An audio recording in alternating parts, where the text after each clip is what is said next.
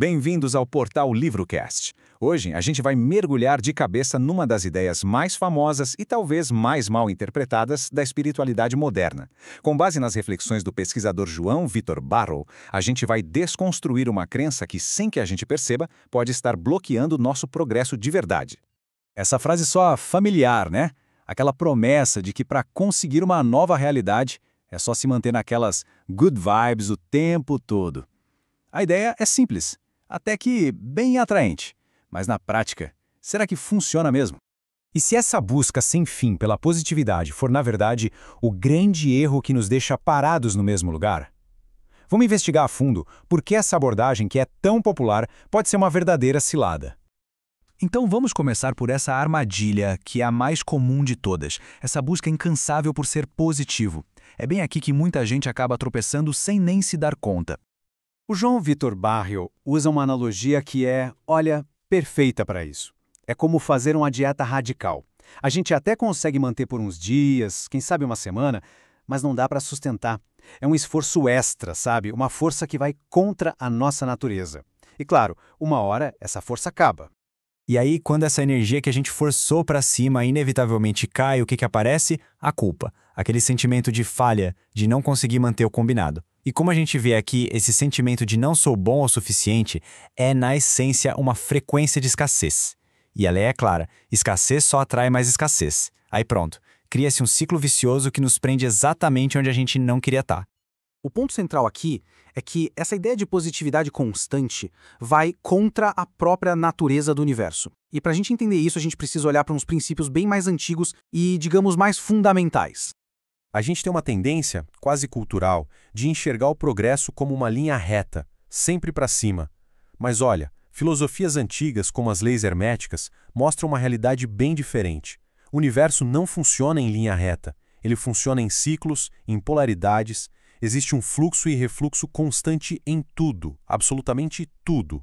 A primeira lei que a gente precisa sacar é a lei do ritmo. Ela diz basicamente que tudo tem seus ciclos. Tudo sobe, desce, vai e volta, que nem as marés do oceano. Tentar se manter num estado linear, sempre igual, é lutar contra uma das forças mais básicas que existem. A segunda é a lei da polaridade. Essa lei nos ensina que tudo tem dois lados. Não existe luz sem sombra, alto sem baixo, alegria sem tristeza. Um simplesmente não existe sem o outro. São duas faces da mesma moeda. Então, a pergunta que fica é essa. Pensa bem, se as próprias leis do universo funcionam em ciclos de altos e baixos, nessa dualidade toda, por que a gente insiste em criar uma regra pessoal que vai contra tudo isso? É uma batalha que a gente já entra sabendo que vai perder. E isso nos leva a repensar o que realmente significa ter uma frequência alta. A questão não é sobre emoção, mas sobre algo muito mais profundo e estável, a consciência. Para explicar essa diferença, o João Vitor Barro usa uma metáfora muito poderosa. Muitos de nós tratamos o universo como se ele fosse um garçom. A gente faz os pedidos. Ah, eu quero mais dinheiro, quero um amor novo. E fica ali, esperando a encomenda chegar na mesa. Mas o universo não é um garçom. Ele argumenta que o universo é, na verdade, um espelho. Ele não reflete nossos pedidos ou nossas emoções que mudam a toda hora. Ele reflete de um jeito preciso e até implacável quem a gente é na nossa essência, o nosso estado de ser. E essa tabela aqui resume a diferença que é crucial. Olha só a coluna emoção. Por natureza é passageira, depende do que acontece lá fora. Agora, a frequência, ou a consciência, como a gente vê na outra coluna, é estável, é uma fonte interna. Uma é ser levado pelas ondas da vida, a outra é ser o farol que fica firme mesmo no meio da tempestade. E o que acontece quando a gente simplesmente ignora os sentimentos negativos para forçar a barra da positividade? A gente cai na armadilha da negação vibracional. A energia não some. Ela é reprimida, enterrada e, como qualquer coisa que a gente enterra sob pressão, uma hora ela emerge e muitas vezes volta com mais força, em forma de ansiedade, compulsão ou até doença.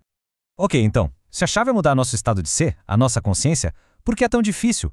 Porque mesmo com todo esse conhecimento, tanta gente continua presa nos mesmos padrões de sempre. A resposta está na tal da inércia energética. A nossa mente é uma máquina de repetir padrões. Ela nos puxa de volta para o que é conhecido, para o que é familiar, mesmo que não seja bom. Toda energia que existe, incluindo a nossa identidade de agora, resiste a mudar. É quase uma lei da física aplicada à nossa consciência. A mudança de verdade, então, tem um preço. Como diz o Barrow, a coerência com uma nova identidade custa caro, porque o preço que se paga é o nosso eu antigo. É preciso ter disposição para deixar morrer a pessoa que se era, para que uma nova pessoa possa nascer. E este ponto aqui é fundamental.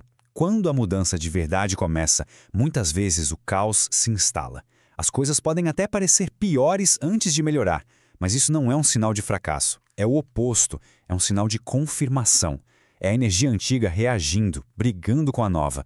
Pensa num músculo na academia. Ele só cresce quando tem resistência. O caos é essa resistência, que prova que a transformação está acontecendo de fato. Isso tudo nos leva à mudança final, a mais poderosa de todas. A transição de uma mentalidade de vítima para uma de criador consciente. No fundo, existem duas formas de se posicionar na vida. De um lado, como a gente vê aqui, tem um mendigo espiritual. Aquele que pede, que culpa o que está fora, que vive à mercê do que acontece. Do outro lado, tem o criador consciente. Aquele que não pede, ele é. Ele assume 100% da responsabilidade, porque entende que a realidade lá fora é só um espelho do seu estado aqui dentro. Essa ideia é tão profunda que a gente encontra ecos em textos sagrados. Na interpretação do Barrow, aquela famosa passagem do camelo e da agulha não fala de dinheiro. O rico aqui é qualquer um de nós que está apegado à sua identidade atual. E o reino dos céus não é um lugar, mas um estado de consciência elevado. A mensagem é clara. Para acessar esse novo estado, é preciso soltar o apego ao que a gente é agora. No final das contas, o convite é este: uma mudança de paradigma que nos tira da posição de quem pede e espera e nos coloca na de quem assume e cria. A pergunta-chave deixa de ser o que eu quero manifestar e passa a ser quem eu preciso me tornar para que tudo isso seja uma consequência natural da minha existência. E com essa reflexão a gente conclui: a transformação de verdade, pelo visto, não está em forçar um sorriso, mas na coragem de sustentar uma nova identidade, um novo estado de ser, mesmo quando todo o caos lá fora parece dizer que não. O que se pensa sobre isso? Deixe sua perspectiva aqui nos comentários. Até a próxima!